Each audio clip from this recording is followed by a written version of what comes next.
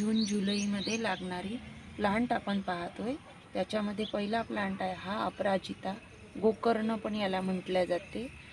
आणि ही वेल आहे गोकर्णाची। याच्यामधले दोन प्रकार, एक व्हाईट आणि ब्ल्यू, दोन प्रकार माझ्याकडे आहेत। आणि याच्या बियांपासून हा वेल उगवतो। याला शेंगा येतात। हा छान 6 किंवा 7 पाकळ्यांचा हा गोकर्ण आहे। खूप सुंदर याचं फूल उगवतं आणि याची कटिंग करत राहिली या वेलाची की याला 12ही महिने फुलं येतात अपराजिताला। आणि आपल्याला याला जसा आकार द्यायचा असेल तसा आपण देऊ शकतो। इथे याला शेंगा आलेल्या आहेत आणि याच्यामध्ये याचं बी असतं आणि या बियांपासून ही गोकर्णाची वेल उगवते। इथे अशा बिया आहेत आणि पटकन लागणारी ही वेल आहे। खूप लवकर लागते आणि एकदा झाला हा वेल की परत, एकदा हा प्लांट आपल्या गार्डनमध्ये झाला की परत वाळणार नाही ही वेल। याला परत पानं फुटून येतात आणि खूप सुंदर फुलं येतात। आणि हा इथे अगदी मी कटिंग केलेली आहे। खूप मोठा झालेला होता त्याच्यामुळे याला मी कटिंग केली आणि आता छान फुलं येत आहेत आणि खूप सुंदर रंग आहे याचा। याच्यापासून मेडिसिनल प्लांट आहे। याच्यापासून आपण ब्ल्यू टी बनवू शकतो आणि बऱ्याचशा आजारांवर ही उपयोगी वनस्पती आहे, तेव्हा नक्की लावा। आणि याचं बी आपल्याला कुठेही मिळून जाईल किंवा नर्सरीमध्ये आपल्याला हा प्लांट सहजपणे मिळून जातो। इथे आता गोकर्णामध्ये हा सिंगल पाकळीचा गोकर्ण आहे आणि ही वेल वरती गेलेली आहे। याला इथे तुम्ही बघू शकता किती शेंगा आलेल्या आहेत। या शेंगांचं बी खाली पडलं की छान नवीन नवीन रोपं उगवतात आणि एकदा झाला हा प्लांट की भरपूर वर्ष टिकतो हा आणि भरपूर फुलं पण आपल्याला देतो। आणि हा पण खूप सुंदर रंग आहे।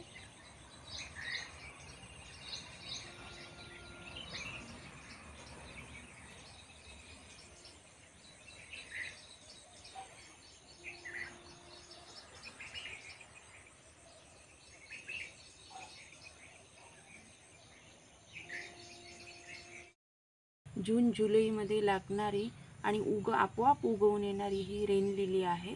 हिची कुठलीही केअर आपल्याला घ्यावी लागत नाही आणि याला छान फुलं येतात। पाऊस पडला की याला फुलं यायला सुरू होतात आणि फूल गळून पडलं की याला असं इथे बी तयार होतं आणि हे अशा प्रकारचं असतं।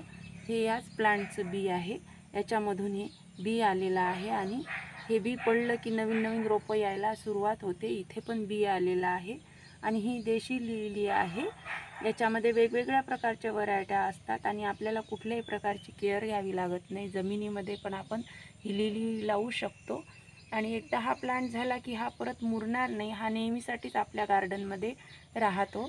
आणि इथे मी अगदी छोट्या छोट्या पॉटमध्ये ही लिली लावलेली आहे आणि पाऊस सुरू झाल्याबरोबर याला फुलं यायला सुरुवात झाली। ही पिवळी रेन लिली आहे। इथे याला कळी आलेली आहे आणि खूप सुंदर हा प्लांट आहे, तर नक्की लावा। हा मेक्सिकन पेटोनिया आहे आणि हा पिंक कलरचा आहे।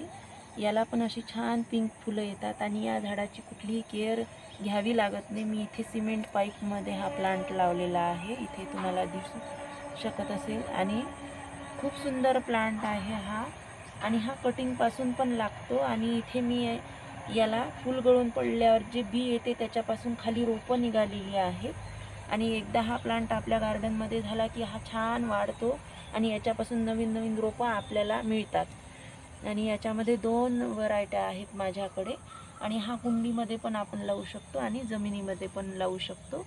खूप सुंदर याचा रंग आहे आणि दिवसभर याचं फूल छान टवटवीत राहतो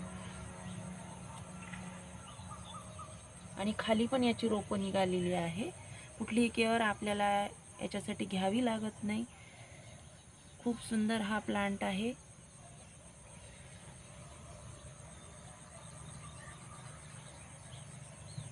आणि भरगच्च फुलांनी भरलेला असतो हा।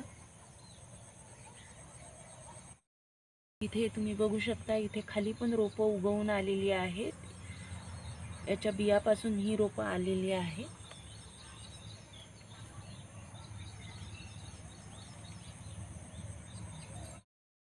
आणि इथे हा जांभळ्या रंगाचा पिटोनिया आहे, याला अशी फुलं येतात. याला पण बी येते, फूल गळून पडलं की याला बी येतात आणि याच्यापासून अशी छान रोपं तयार होतात. इथे मी छोट्याशा पॉटमध्ये पण लावलेला आहे आणि खूप सुंदर हा प्लांट आहे. जून जुलैमध्ये जर आपल्याला याचं बी मिळालं, कटिंग मिळाली तर त्याच्यापासून किंवा रोपं मिळाली तर त्याच्यापासून आपण हा प्लांट तयार करू शकतो. हा पण पावसाळ्यामध्ये लावू शकतो किंवा एरवीही 12ही महिने हा प्लांट लागतो. फार याला आपल्याला काळजी घ्यावी लागत नाही आणि आपल्या गार्डनची खूप सुंदर शोभा वाढवतं. तेव्हा नक्की लावा.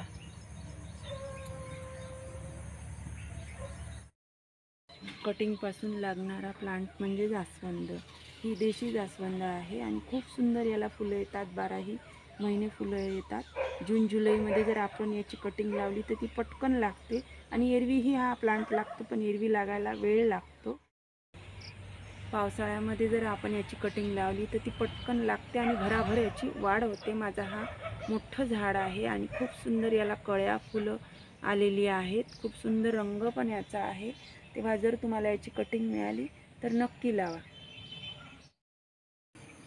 जून जुलैमध्ये लागणारा प्लांटमध्ये भृंगराज आहे. ही पटकन लागते.